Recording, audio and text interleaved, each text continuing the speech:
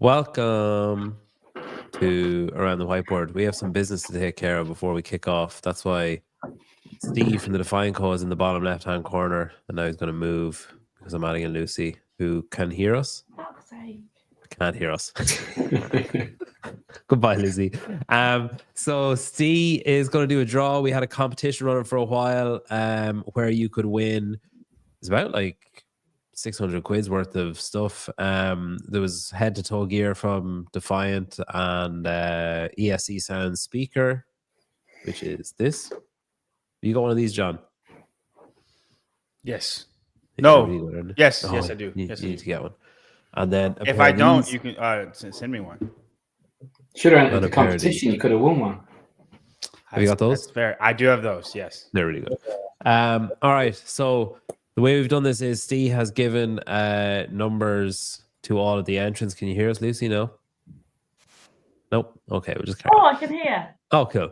So Steve's given numbers to all of the entrants. So I'm going to pick a number between whatever the numbers are, and then he's going to tell me who that is and contact them accordingly, and then they're going to win. Right. What am I picking between 1 and 6? No, I had a few more, like 1 and 470. Oh, Lord. All right. 2000. No. 21. 21. So this is to win head-to-toe apparel from Define Co, ESC Sound speaker, and ESC Sounds headphones. This is if you're watching Michelle Brown. There you go. Congratulations, Michelle. Yeah, I don't know what I was expecting to happen, that she'd suddenly jump on the call or something, but I feel underwhelmed. All right, so Michelle Brown, do you just have her emails? Just email her then. Yeah, I've got her email details, so we'll contact her. Yeah, pass on her details to me as well, because the lovely supportive people at ESC Sounds want their details too, to send on the speaker and the headphones and stuff. All right, thanks, Steve. Before you go, have you any plans for Black Friday or anything for your lovely website? We do. We've got a couple of new products that we're launching over Black Friday, but then we're going to be doing some pretty cool offers and discounts. So the best thing to do really is sign up to our mailing list. I'll pop the link in the chat for you. And then our mailing list get 24-hour early access to all the deals we're doing. We'll have up to 50% off some stuff. And those amazing hoodies that are on screen now. And we've got a brand new colour that's launching, and some crew necks, which you purchased up at Rogue, mate, which I appreciate. Yeah, that's not safe, that up on that wall. No, that would be less safe for me in the middle. Bending down like that with my knees at my age is not good. But I mean, because his heel isn't fully on the wall there. That's shocking. You look tiny in that. That's not safe. Are these two guys giants? Is that actually you in the middle? Yeah, I'm bending down though. I mean, even so. Are you on a different wall that's further away? I'm bending down though. Yeah. Maybe you didn't get the beat. And that's you there then on the right, is it? Yeah, that's me, yeah. Must be you, yeah. Cool. Okay, so you can head to the defiantco.uk or .com works for me as well, actually. And you'll put a link in the chat there later on as well. People can have a little look at that as well. All right, thanks, Steve. Congrats, Michelle Brown. Cheers, guys. Have a good one. See you, Steve. Bye-bye. All right. So I'm going to change all the topics, and it's all going to be about the investigation. I'm only joking. Let's do it. If you want, is Savannah still live? I don't know. Can you hear me now? Yeah, we can hear you. Lucy. God, we're like 5 minutes behind, girl. Get over yourself. I literally don't know what's happening. All right. I'm not sure if Savannah's still live. If he is, I'd probably just go and watch. Oh, he's done. Okay. I was going to say I'd probably just go and watch this and then come back. All right. If you want to hear all about the investigation, everything, go and watch that. I think Talk and Leaf Fitness are going to do something later on as well. One of their infrequent live shows, I gather. Be Friendly are on in like just under an hour. Yeah. About like 52 minutes. Exactly. I don't know why I said about at the start of that. So you can watch Brian and PC wax lyrical about not a lot of information really. All right. Today we've got 3 topics.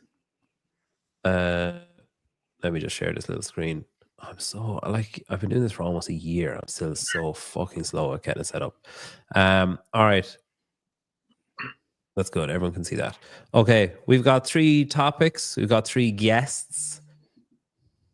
I just realized I haven't updated the topics on this. That's fucking just fantastic. Oh, I can do this when I'm typing. John, will you tell everyone how great Beyond the Whiteboard is for tracking workouts? I mean, it is really great for tracking workouts. Why? I actually still have my old account. I got a Beyond the Whiteboard account when I first joined CrossFit because, Wow. yeah, fun fact. I don't get on it anymore. But like when I first joined CrossFit, it was everything. Every single day, they have a leaderboard. They have like the top 20 that you can see, and you can refresh it and like see the next 20. They have percentiles. So like say you're doing a workout like Annie, double unders and ab mat sit-ups. And you can see the 99 percentile is 6 minutes for that workout. But you can also see the 80 percentile is 8 minutes for that workout. And then you can and I would say about 90 percentile and up is pretty true to how quarterfinals is. We're top 10%. So like if you're 90 percentile and up on any given thing, you're probably quarterfinals fit, like to make quarterfinals. And then semifinals fit, especially new semifinals. You got to be 99 percentile on everything. Like there's not, but yes. We don't know that yet, though, John. That hasn't come out yet. It's not coming out until December, remember? Word on the street. Yeah. It's not coming out until December. All right. Thanks, John. I got all my typing done. A little birdie told me. I don't know. It's if not today, someday. Yeah, Friday. All right. So I wasn't going to say it. I wasn't going to say it because I don't want to get in trouble again. All right, we've got Lucy Campbell who's back. You never get in trouble. Lucy Campbell who's back. Honestly, probably sick of winning. I hear she hasn't prepared anything because she just wants to tank today, so she doesn't have to give up half an hour every fucking Wednesday for the rest of her life. We've also got PC from Be Friendly Fitness. He's on in like an hour talking about all that stuff later on, but he's here to debate now live from Germany. Yeah. Don't you fucking dare yawn on my show. And we've also got the most popular man in grid and strong women, the spokesman for men. What a fucking week. Man, I'd say you were pretty fucking relieved when that investigation thing came out. You're like, cool, heat's off. They're all going to be talking about this role. We'll see. I mean, none of the grid people pay attention to anything CrossFit. So I don't think it helps any of them. Yeah. So. Funny they'll go to the CrossFit community to try and get you cancelled, though. All right. We've got 3 topics. The first topic is up for grabs. We've got some points. John, pick a number between 1 and 3. 2. All right, John, you're up first. Our first topic for today is which training camp has won 2024? So usually when I ask a question like this, the answers that come back are, well, it depends on what your metric for success is. And well, it depends what you mean by won. Do you mean won the games or do you mean? So I told you guys to pick your own metric for success, argue the case for your metric for success, and then argue who you think has won it. John, you got 60 seconds. Your time starts now. Off you go. I mean, it's hard not to say Brute Strength was the best training camp. And I also think a lot of people said they're the best training camp last year. But to go 1 and 2 in the games for the men is incredible. I don't think we've ever had somebody that had a camp that was 1 and 2 ever, even for men or women. And we can go back and see, but if like training camps, I don't think we've ever had that. For James to do that, it speaks to how good they are at improving people. You could say it's just one coach doing it, but it doesn't really matter because they're a part of Brute Strength. Hard work pays off. Are they even real? Proven. They did the best at recruiting / poaching people. That's what hard work pay off did last year. It didn't work out for them. Hopefully it's better this year. Performance wise, I don't think you could say anybody but Brute Strength. Mayhem, same as always. Good stuff. Oh shit, sorry. All right, PC, you got 60 seconds. Time starts now. Off you go. I have to say proven. Despite losing 2 high-profile athletes like Saxon and Brooke, they reloaded. They moved into a new, beautiful facility, posted an open announcement, integrated Paper Street Coffee, which everyone knows who they are. And then Tia's return to dominance. And then Maddie Sturt and Jay Crouch, they kind of blew up again, more Maddie Sturt. And then they brought on coaches like Tim Paulson, Kiefer, Joey, Jarrett Smith, and now Colleen Foch. With these coaches came athletes like Colton Mertens, Kyra Milgren, Caroline Stanley, Lucy McGonigal, Bailey Martin, Gracie Walton, the list goes on and on. What we're seeing in Tia right now is perhaps the best version of her at any point in her career. And athletes and coaches are flocking to Nashville to be a part of it. And she's not hiding any of that. Done. Okay. Good stuff. All right, Lucy, you got 60 seconds. Time starts now. Off you go. So I actually think that the best camp is no camp, or at least the smaller camps, not any of the traditional bigger camps. Brent obviously had a really good final season this year. Let's be honest, Jeff probably would have won had he been at the games, and won Rogue in quite actually dominating fashion towards the end of it. Emily Rolfe came third at the games. She's not part of a camp. Ariel Lowen finished third at Rogue. She's not part of a camp. I think that the camps have had a difficult time trying to find their feet with what actually being part of a camp means in terms of, is it an in-person setup and everything like that. But if I had to choose a camp, I would actually go with Proven, because I really do think that Maddie Sturr and Jay Crouch have had really good seasons. And Lucy McGonigal, as Pat said, she is just going to get stronger and stronger, and she's definitely one to watch coming into the open field.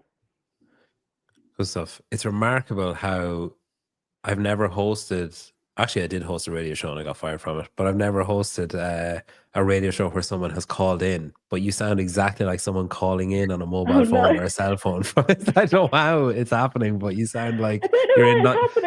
You sound like you're in 1997 calling in from your kitchen. You're like, you wouldn't believe the bin men. All right, John, you got 20 seconds for your rebuttals. Your time starts now. Off you go. So everything that Patrick said about Proven, you could say about Hard Work Pays Off the year previous. They did exactly the same thing. You're going to use Tia as a point. They used Matt as a point. I believe in results, not how many people you can get. As far as the Jay Crouch thing, he was great. He finished 8th in 2023, 12th in 2024. How's that improvement? Maddie Sturt, great job. All right, 20 seconds is tough, man. 20 seconds, off you go. Hey, I mean, I think not picking a camp is the easy way to get out, but Lucy did agree with me at the agree completely. Shut the fuck up, John. Out there. As for what John said, I think Tia is a lot different than Matt, because Matt was no longer an athlete. Tia is still a competing athlete, and they're still learning. All right, Lucy, 20 seconds are yours. Off you go. Let's be honest, we all know that being controversial on this show is what gets you points, first of all. Secondly, don't look at me like that. I've been on with Andrew Hiller. Secondly, we count this 2024 games as a normal game. So Jay Crouch's performance this year versus last year, I don't think we can count. Good stuff. That was your original argument. No, that was so. I said if I had to choose a camp. Yeah, but you wasted half your time arguing why there shouldn't be camps. Lucy, with all due respect, that was the worst answer I've ever heard in my life. It's okay. Let's move on. I don't know if she wasted her time. All right. I agree, though. I agree with you, Lucy. I think no camp is the best way, personally. Like, if we're actually going to talk about it, I think no camp is the best way. I didn't know that was a choice. But I agree with you completely. I do think no camp's the best way to do it. I personally. And you used to be with a camp as well, so I did. The camp that I chose, that was the best one. Who were you with? I was at Brood Strength. Oh, well, that whole answer was biased, then, wasn't it? No, I'm not. He was one of L's 725 athletes. He's pretty critical sometimes, though. All right, here's your points. So John's on 2, Lucy's on 2, PC's on 2 1/4. I thought the answers were like, you all made a great case. I just can't look past Proven because, and I don't think they're doing it. I don't think it's the same, John. I don't think it's the same because it sounds real similar. But the caliber, look at the caliber of coaches that they've brought in and the caliber of athletes that have followed those coaches to those. Like Lucy McGonigal, I would be not surprised at all if she wins the games more than once. Like at all. I won't be like, whoa, that's crazy. I'm like, yeah, okay. I would be. Well, she's I don't really give a fuck. Good. I'm not saying she's not. But she's also like 12. So she has like a huge career ahead of her, is what I'm saying. She's I hope it's different. I'm not pleading for their downfall. I hope it's different. But when people you've get got everybody and monopolize it like this, it just. And having spoken, so I've never spoken to anyone at HWPO about like people coming and going and all that kind of stuff. But I've spoken to Nick about Proven and what they're doing and people coming and going and stuff. And it just seems really like, hey, like whatever works best for you, man. Like that's their attitude towards their staff and towards their athletes, which I think is like that's going to see them thrive. And I have heard nothing but good from Nick. Nothing but good, like of people in their opinion of Nick. It's a stark contrast to O'Keefe. No offense. I mean, he's obviously going to take offense to that. How can you? With all disrespect intended from John there. Yeah, classic. I know. It's really great to see you deflecting all the negativity you've suffered over the last 48 hours. I just can't talk, man, without somebody getting hurt. I need to stop doing these shows. Pedro looks like he loves to throw around the term strength of field too. I honestly don't think I've ever used that term, strength of field.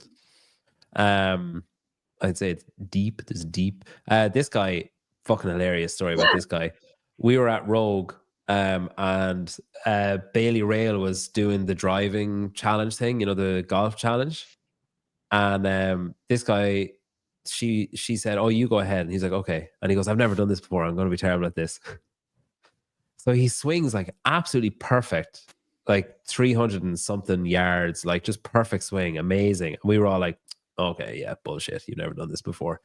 And right after he did it, the guy put another ball down and he goes, "Wow, that's great. Like, have another go." So he swings, lets go of the golf club.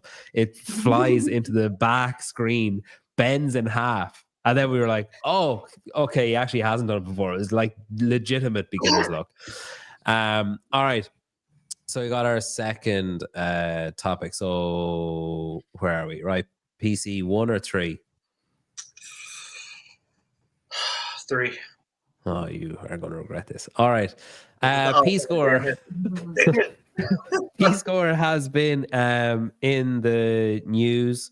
So it's been used at Crash last year and this year replaced Z-score, which was used at Crash last year and this year. You'll often see Tyler Watkins put out kind of alternative leaderboards after the games, after Rogue, after all the different events saying, hey, this is what could have happened had you implemented P-score. Anybody who isn't sure what P-score is, don't fucking ask me. It's something to do with points and how good you are or how bad you are. But basically, John, you nod if I'm right and shake your head if I'm wrong. If you're really good at something, you get rewarded more for being really good at it than you would in conventional scoring. So instead of just coming first and getting 100 points and second place getting 90 points, you could come first. If you're amazing at something, you can get 100 points and second place might get 35 if you beat them by far enough. That's a lot, but okay. And then if you're shit at something, the inverse of that is true. So you get punished. So if you come, like my example is BKG when he went out to do the lifting in 2023 or whatever year that was and just lifted basically 30 or whatever, 95 pounds. Yeah, he would have ended up on like minus 250 points from that event because he was so shit compared to everyone else because he was just like, I just need to do my minimum work requirement. So that's the basics of the scoring. There's some kind of fucking equation. I don't know. Tyler is a nerd and it's actually X score now. It's not P score anymore. Fuck off. Is he actually changing it again? I'm just kidding. I'm just kidding. But that got you so good. I was like, man, we can't. Your face is cannot have another rebrand. Fuck me. All right. If you want to know if it's like, to be honest, like I know he came up with it and stuff, but I don't really think Tyler gives too much of a shit about it. P-score. I mean, like people were criticizing it last week, and he just took it in his stride. He didn't really care. He was just like kicking up leaves, walking through the woods. He's like, "Yeah, that's cool, man." Water off a duck's back. Hobby. It's like it's whatever. Not water off a duck's back. It's like water on a cat's back, a feral cat's back. That's what happened. All right. P-score and Z-score is different. Yeah, Z-score is a bell curve and P-score is a linear line or something. I think I can't actually remember. Like different equations, different letters. Yeah. So if nothing else, the name is different. Tyler, I'd say if he had hair, he'd be pulling it out right now. He'd be so pissed off. Oh shit, you're not allowed to call people bald. Sorry. All right. PC, you've got 60 seconds. more elite competitions use or implement P-score. Your time starts now. Off you go. I know what Tyler's trying to do with it, and I commend him. But we live in a time when the average attention span of adults is like 8 seconds, and people like things simple, very simple and simplified. And just our discussion right now was not simple. We still don't have the right answer. Even someone like John, who John has had a lot of experience with it at competitions, still doesn't fully understand it. And he needs someone like Tyler by his side at all time to kind of help him along. If you're at a elite competition, you can't always have Tyler there with you. And if I don't know if some competitions would want Tyler there with them. And I think in terms of broadcast, it leaves a lot to be desired. I mean, a lot of broadcasters, they want to kind of know in real time. They want to know beforehand what an athlete needs to do to win or lose, And I think P-score, it changes throughout. It changes during the actual event. I don't know if that's an explanation or not, but You're muted. Thank fuck. Right. Lucy, you've got 60 seconds. Your time starts now. Off you go. I don't love it. I don't like the idea of disproportionately rewarding specialisms. I think people wouldn't necessarily have a problem with it on something like a lifting event. I think people would start to have a problem with it when it comes into play in swimming events and that sort of thing. I also don't like the fact that it removes the gaming element of competition. So, for instance, me being a better swimmer means that I can afford to not put in as much effort on a swimming event, and I get to save that effort for an event that needs more effort. You look confused, Pedro, but I don't think it's that confusing. Yeah, being on the wrong side of close finishes as well, and not as expensive if you're going P-score versus if you're going normal jumps. But that also means that some of the most exciting finishes hardly affect the leaderboard. So, for instance, event 1 at Rogue with Ricky and Jeff, that was a 0.4 difference, and that would be like a 0.1 score. All right. I'll come back on my question after this. All right, John, you got 60 seconds. Your time starts now. Off you go. Yeah, I don't think the game should at all. I think games should say normal scoring where like there is a gamesmanship in it. But I do think competitions like semifinals should. I think it would be really, really fun for that. And there's always a chance to get there with that last event. You saw so many swings, up and down roller coaster swings during semifinals.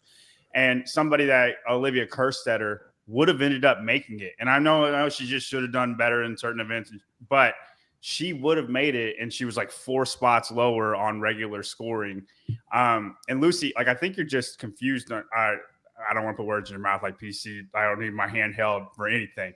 But if it's a swimming event's an advantage for you because you can get more points in that competition where it's going to hurt negatively the bad swimmers way worse than it helps the good swimmers, but you get those points. So I think semifinals thing should do that, not the games. Good stuff. All right, PC, you got 20 seconds. Your time starts now. Off you go.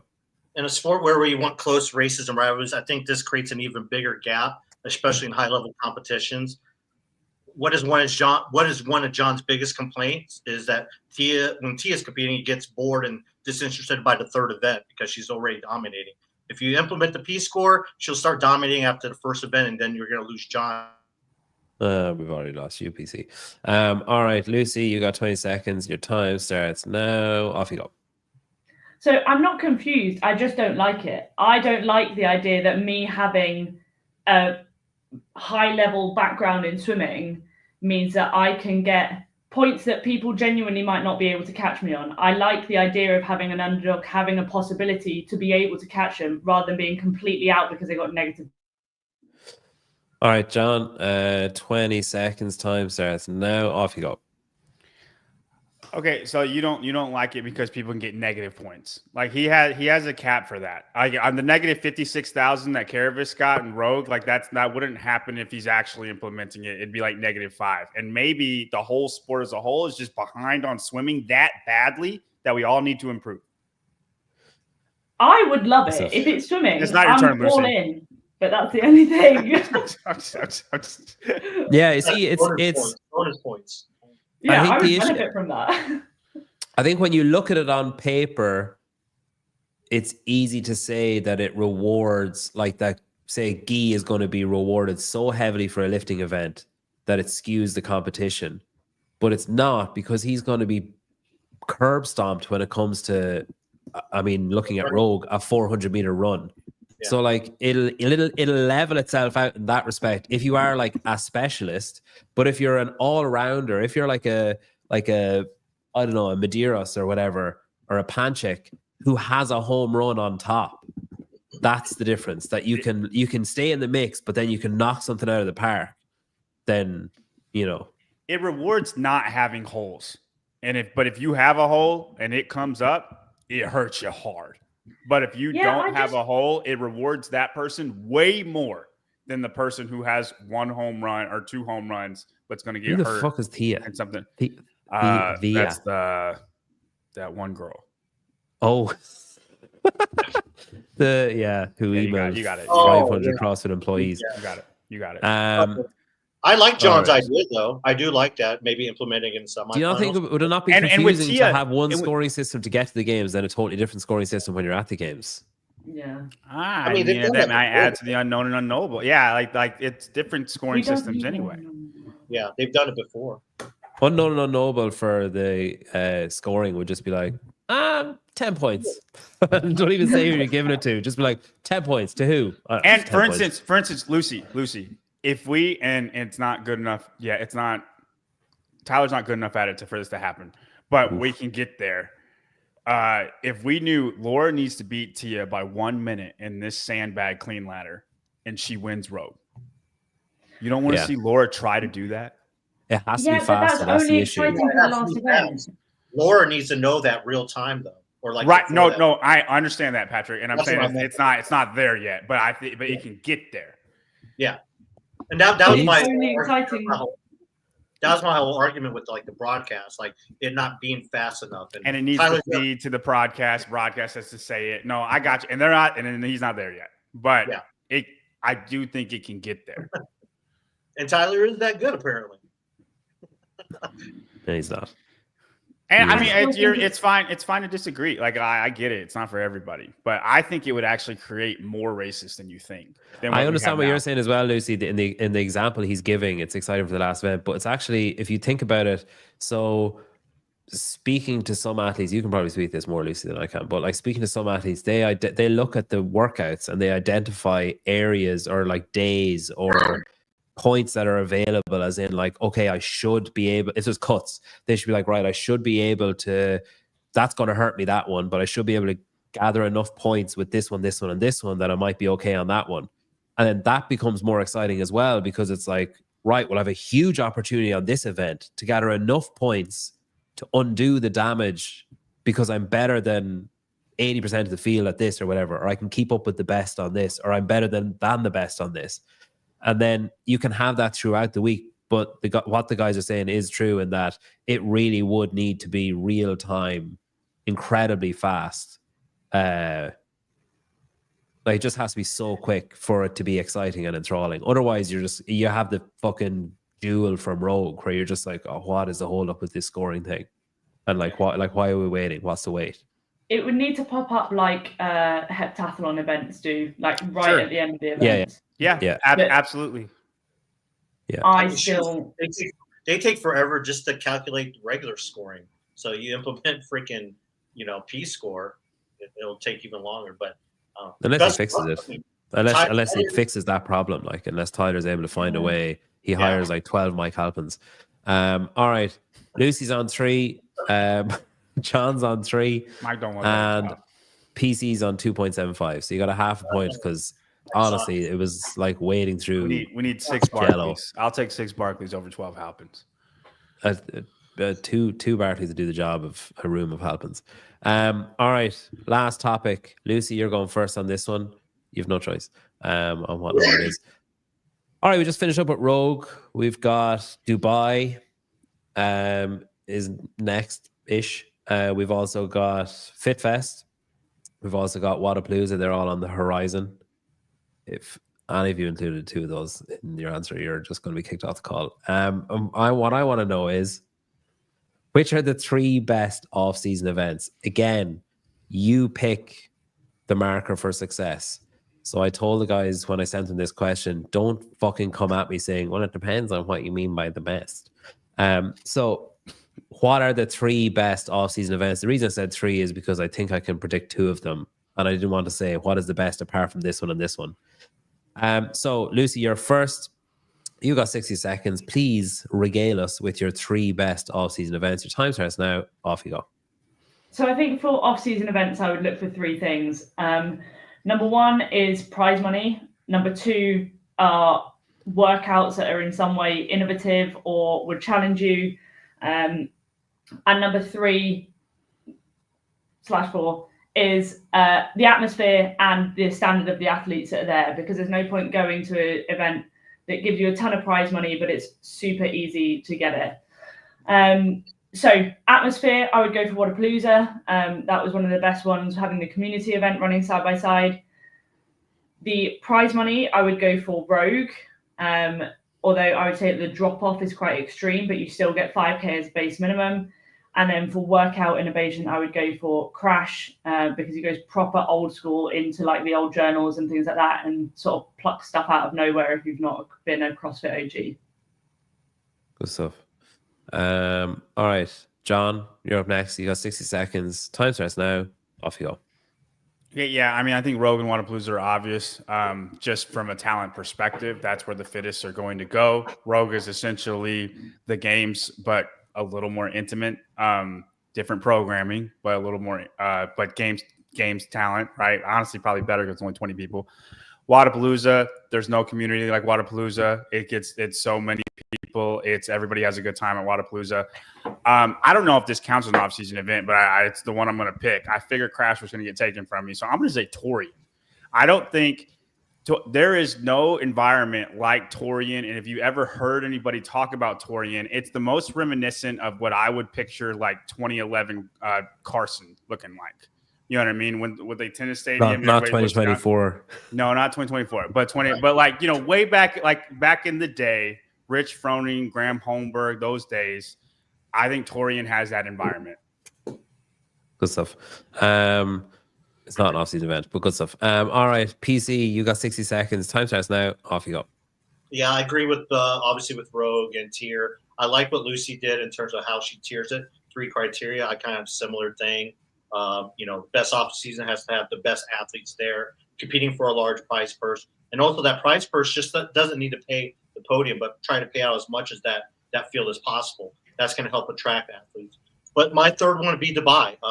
No other competition has highlighted the top stars before they become the biggest sport like Dubai.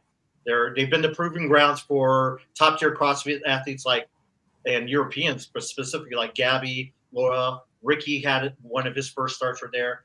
Karen Frayova, Roman, Adler. Those are just some of the names that use the DFC to springboard to bigger and better things as they progressed in their CrossFit career. Right. Okay, Lucy. Are Be Friendly going to Dubai, PC?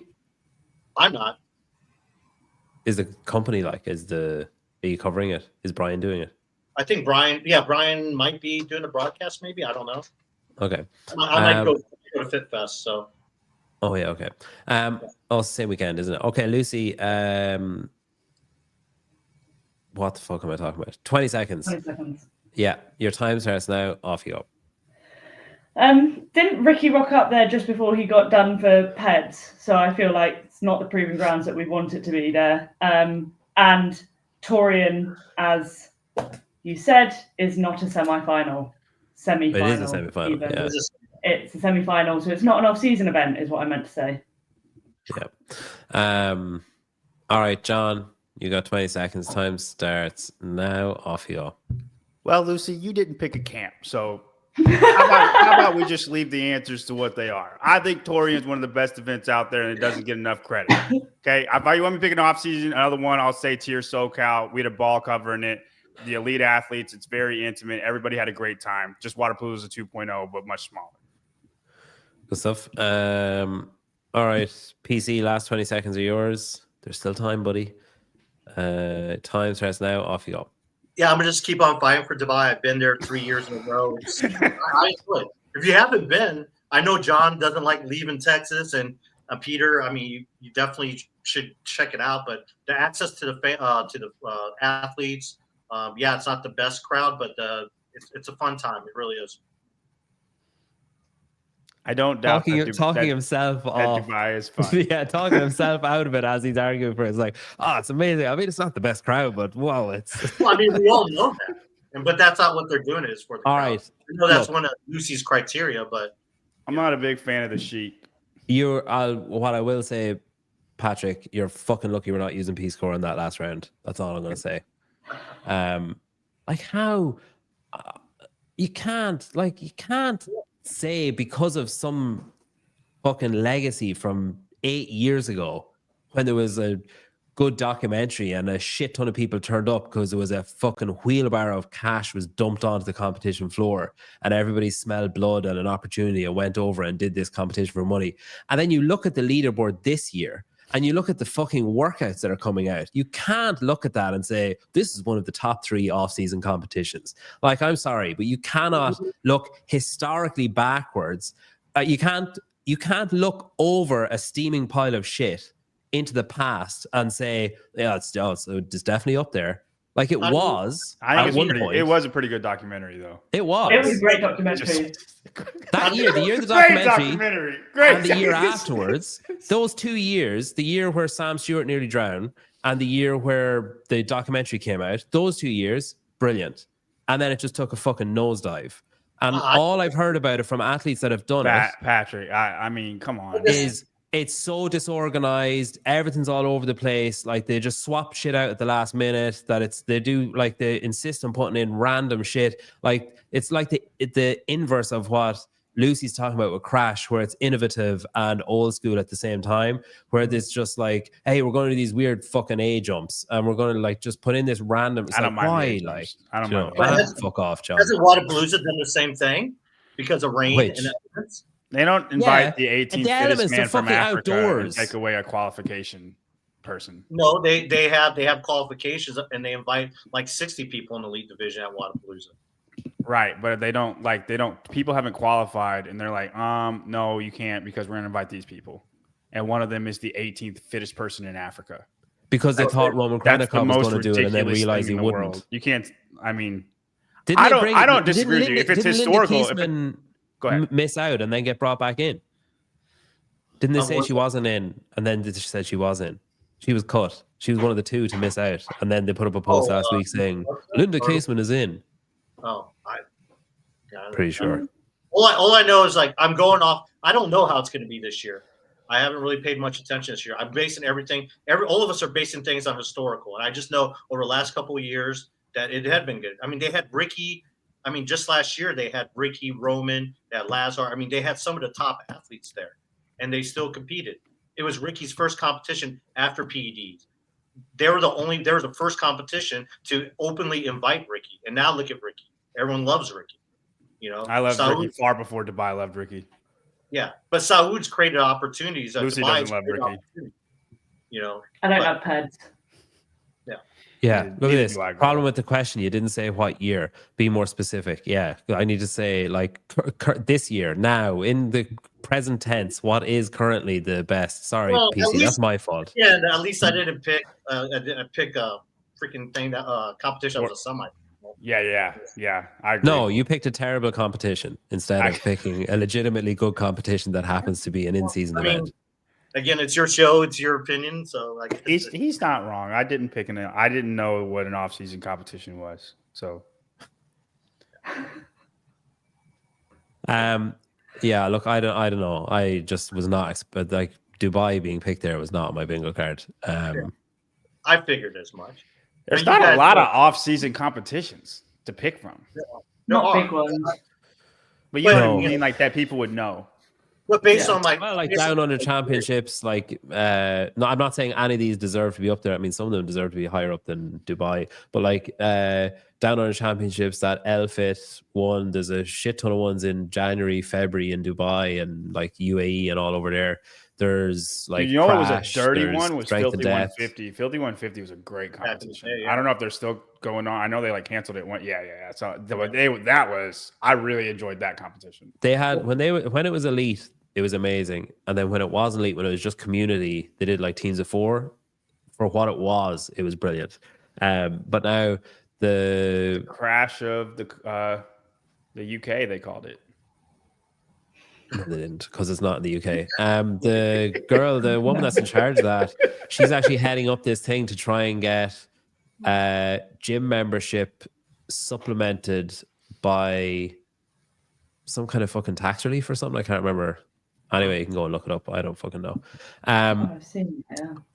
All right, before I give out the scores, there's like 2 or 3 things I need to do.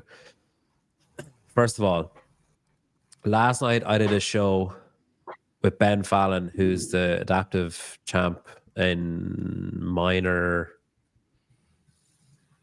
something. Fuck.